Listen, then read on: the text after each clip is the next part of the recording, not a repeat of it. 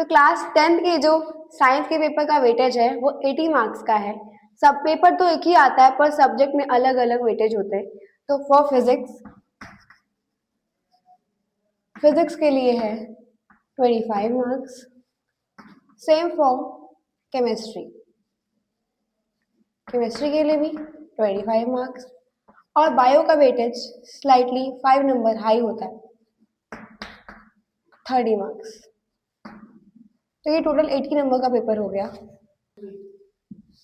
तो हम class 10th में पढ़ेंगे पहला बायो का चैप्टर, कंट्रोल एंड कोऑर्डिनेशन। क्या पढ़ेंगे हम control and coordination.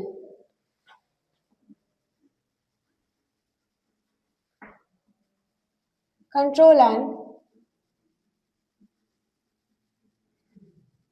Coordination.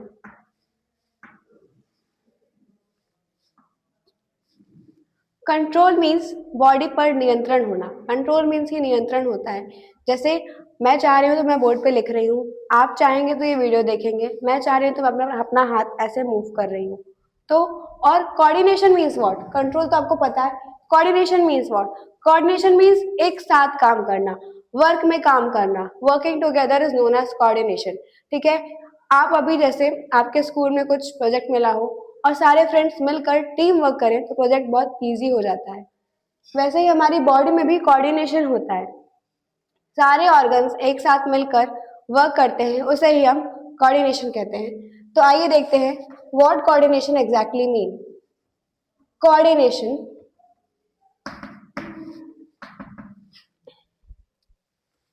the working together the working together the working together of various organs of an organism in a systematic way।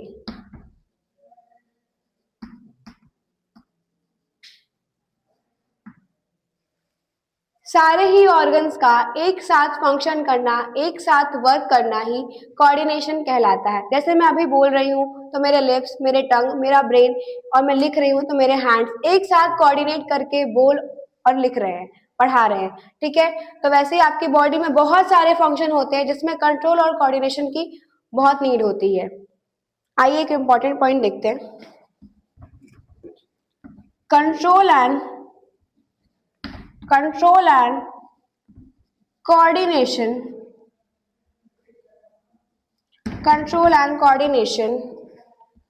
helps in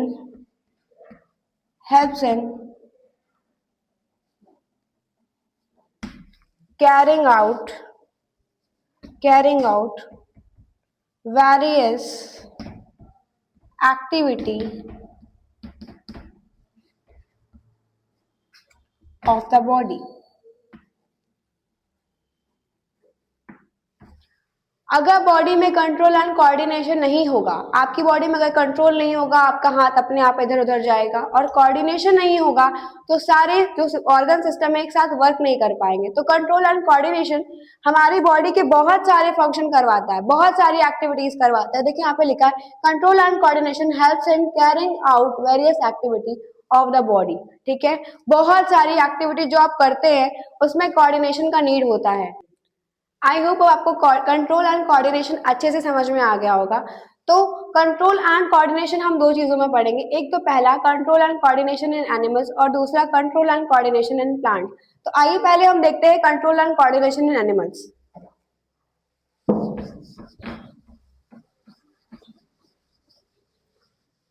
control and coordination in animals, कि animals में control and coordination किसकी help से होता है, कैसे होता है।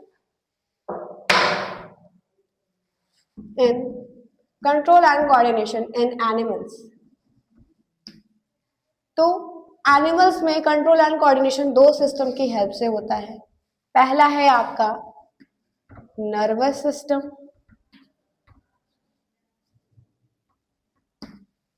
दूसरा है आपका एंडोक्राइन सिस्टम।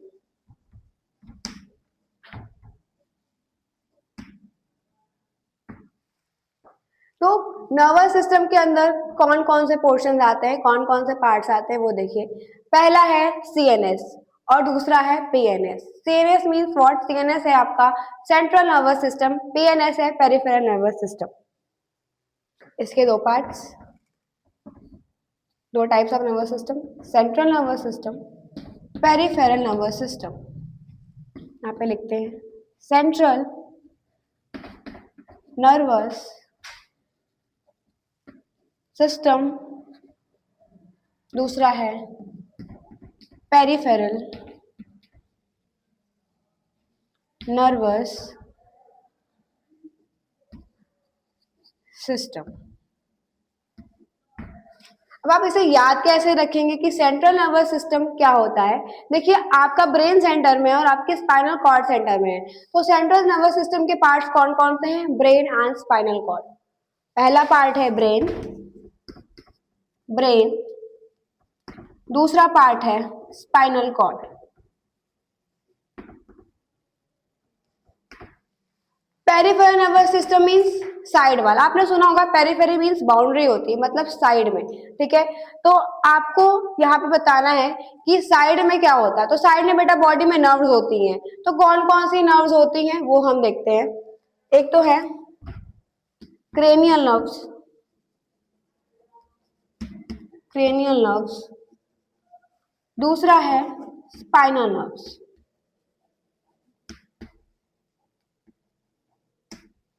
अब आप पूछेंगे मैम ये कैसे याद रखेंगे?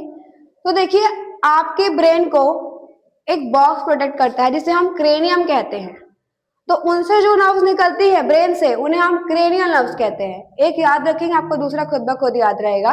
तो पहला याद कर लीजिए आपकी क्रेनियल नर्व्स जो ब्रेन से निकलती हैं, दूसरी स्पाइनल नर्व जो स्पाइन से निकलती है। मैं यहाँ लिख भी दे रही हूँ, arises from brain, arises from brain। ये उसी ब्रेन की बात हो रही है जो आपके पास नहीं है।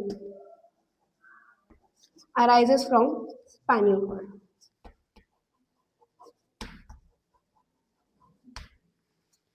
आई होप आपको इतना समझ में आया होगा, पर मैं फिर से एक बार आपको एक्सप्लेन कर दे रही हूँ। देखिए बेटा control and coordination in animals हम पढ़ रहे हैं, तो कंट्रोल एंड कोऑर्डिनेशन एनिमल्स में दो सिस्टम की वजह से होता है, दो सिस्टम की हेल्प से होता है। पहला है नर्वस सिस्टम, दूसरा है एंडोक्राइन सिस्टम। अभी इस पे हम बाद में जाएंगे, पहले हम ये देखते हैं।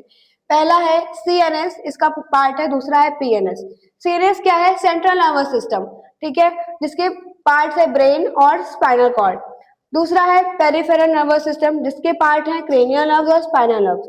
क्रेनियल नर्व कहाँ से आती है? ब्रेन से। स्पाइनल नर्व कहाँ से आती है? स्पाइनल कॉर्ड से। अब देखते हैं एंडोक्राइन सिस्टम। एंडोक्राइन सिस्टम के अंदर आते हैं एंडोक्राइन ग्लैंड। आपने क्लास 8 में पढ़ा होगा कि ये बेटा डक्टलेस ग्लैंड होते हैं।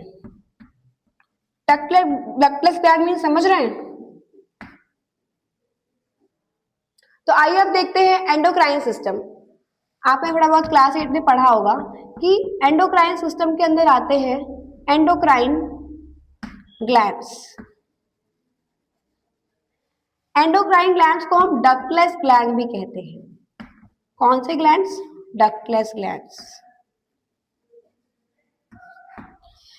ये डक्टलेस ग्लैंड क्यों कहलाते हैं? क्योंकि बेटा ये अपना सिक्रीशन, ये अपना केमिकल जो सिक्रीट करते हैं वो डायरेक्ट ब्लड में करते हैं।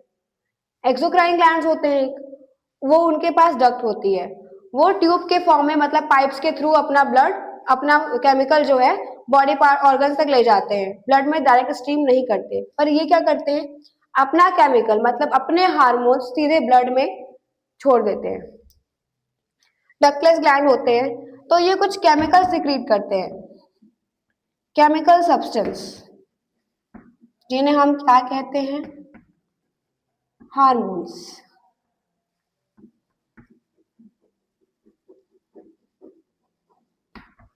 आई होप आपको इतना समझ में आया होगा कि एंडोक्राइन सिस्टम के अंदर आते हैं एंडोक्राइन ग्लैंड्स। एंडोक्राइन ग्लैंड्स को हम डक्टलेस ग्लैंड भी कहते हैं, जो कि केमिकल रिलीज करते हैं जिन्हें हम हार्मोन्स कहते हैं।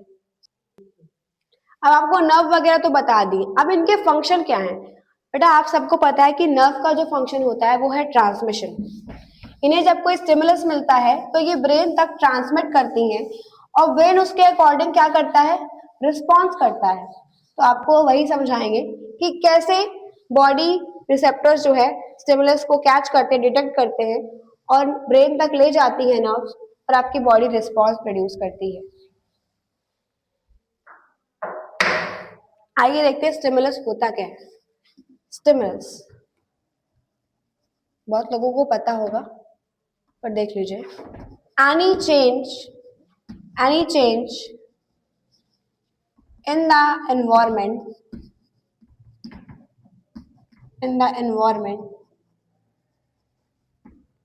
चेंज चाहे इंटरनल हो या एक्सटर्नल हो, डजेंट मैटर, अगर वो आपकी बॉडी डिटेक्ट करती है तो रिस्पॉन्स आएगा। Any change in the environment, external हो या इंटरनल, एक्सटर्नल और इंटरनल, that produces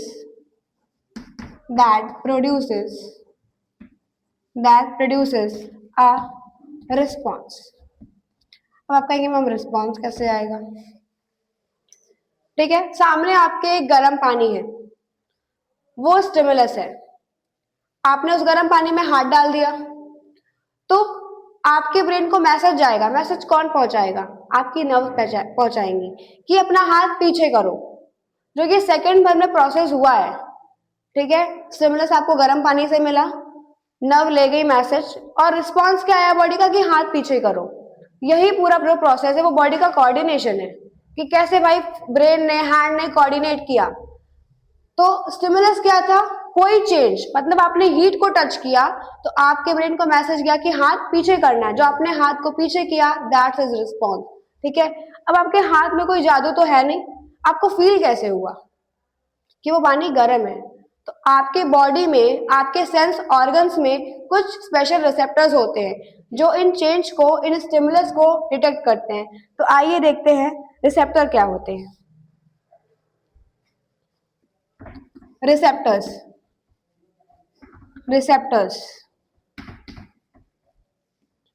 सेल्स और ग्रुप ऑफ सेल्स टिश्यू भी कहते हैं जिन्हें हम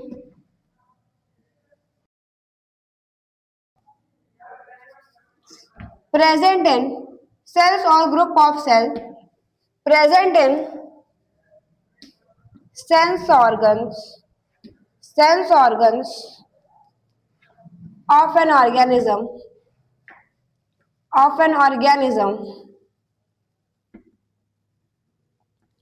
that detect stimulus and convert them into nerve impulse। जो स्टिमुलस हमारी बॉडी डिटेक्ट करेगी वो रिसेप्टर के हेल्प से करेगी और रिसेप्टर्स ही इन्हें कन्वर्ट करके नर्व इम्पल्स तक ले जाएंगे। नर्व इम्पल्स क्या करेंगी? इन्हें ब्रेन तक ले जाएंगी, ब्रेन बॉडी में रिस्पॉन्स लाएगा कि हाथ पीछे करना है। आई होप आपको इतना समझ में आया होगा। तो हमारे सेंस ऑर्गन में कौन कौन से रिसेप्टर्स होते हैं? अलग अलग सेंस ऑर्गन में अलग अलग रिसेप्टर्स होते हैं। तो आइए देखते हैं वो कौन कौन से रिसेप्टर्स होते हैं। आइए देखते हैं हमारे सेंस ऑर्गन में कौन कौन से रिसेप्टर्स होते हैं।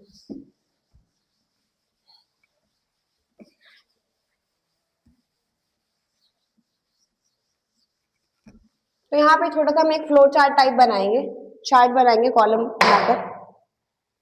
यहाँ लिखेंगे हम रिसेप्टर्स कि रिसेप्टर कौन कौन से होते हैं, लोकेशन, ये कौन कौन से सेंस ऑर्गन में प्रेजेंट होते हैं, और फंक्शन, ये फंक्शन क्या करते हैं।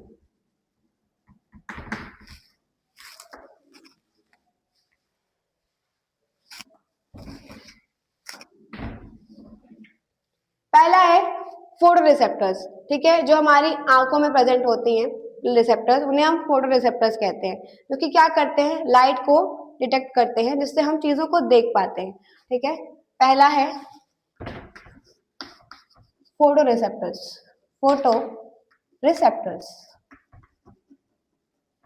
कहाँ प्रेजेंट होते हैं ये? हमारे आईज में। लोकेशन क्या है इनकी? आईज। फंक्शन क्या है? लाइट डिटेक्शन, लाइट डिटेक्ट करते हैं, लाइट डिटेक्शन। दूसरा है ईयर। तो आप इसे याद कैसे रखेंगे कि जब भी आप कॉल आता है तो आप फोन को मतलब ईयर पे लगाते हैं, है ना? तो ईयर में जो रिसेप्टर होता है उसे हम कहते हैं फोनो रिसेप्टर्स। तो आप इससे याद रखिएगा कि जो ईयर में रिसेप्टर्स होते हैं उन्हें हम फोनो रिसेप्टर्स कहते हैं, ठीक है? सेकेंड है फोनो रिसेप्टर्स। फोनो रिसेप्टर्स कहाँ प्रेजेंट होते हैं? ईयर्स में। फंक्शन क्या है?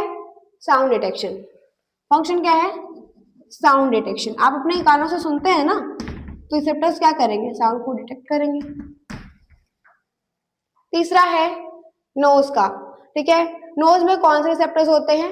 ऑल फैक्टरी रिसेप्टर्स, ठीक है? आप इसे याद कैसे रखेंगे कि फैक्ट्री से स्मेल आती है ना, तो इससे आप याद रखिएगा कि नोज में कौन से रिसेप्टर होते हैं? All factory receptors. तो यहाँ पे लिखेंगे हम थर्ड पॉइंट, ऑल फैक्ट्री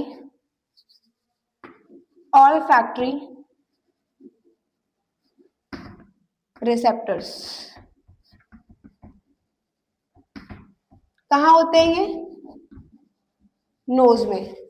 क्या काम है? Smell detection, smell detection, pleasant और अनप्लीजेंट स्मेल डिटेक्शन। चौथा है टंग। टंग में कौन से रिसेप्टर्स होते हैं? गस्टेटरी रिसेप्टर्स, जो कि टेस्ट को डिटेक्ट करते हैं कि टेस्ट कैसा है, सॉल्टी, शोर, बिटर, स्वीट, कैसा टेस्ट आ रहा है। तो चौथा है गस्टेटरी रिसेप्टर्स।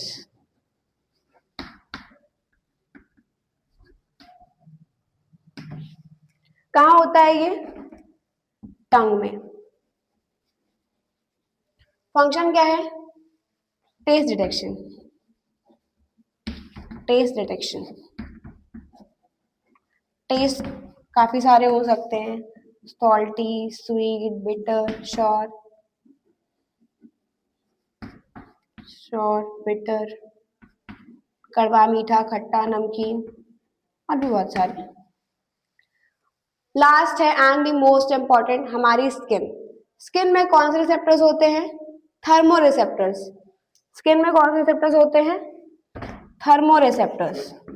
स्किन में होते हैं, सॉरी यहाँ पे लिखना था, थर्मो रिसेप्टर्स, थर्मो रिसेप्टर्स। कहाँ होते हैं ये? स्किन में। फंक्शन क्या है इनका? देखिए थर्मो से आपको वर्ड, थर्मो वर्ड आ रहा है, उससे मतलब उसका होता है टेम्परेचर। तो उससे आप याद रख सकते हैं कि थर्मो रिसेप्टर स्किन में होते हैं, तो हम टेम्परेचर को डिटेक्ट कर सकते हैं अपने हैंड से। किसी चीज की हार्डनेस, सॉफ्टनेस भी डिटेक्ट कर सकते हैं कि ये चीज कांटे वाली है, तो हम अपना हाथ पीछे कर ले। तो उसका क्या होगा? Detect, detection in temperature, temperature detection, temperature. Last है आपका सबसे इंपॉर्टेंट सेंस ऑर्गन, आपकी स्किन, जो आपकी आपको फील करने में हेल्प करती है। तो इसके रिसेप्टर का नाम क्या है? Thermo receptor. नाम से ही समझ आ रहा है कि क्या डिटेक्ट करेगा? Temperature. Thermo receptor, thermo receptor. कहाँ प्रेजेंट होता है? स्किन में। काम क्या है? Temperature detection, temperature detection.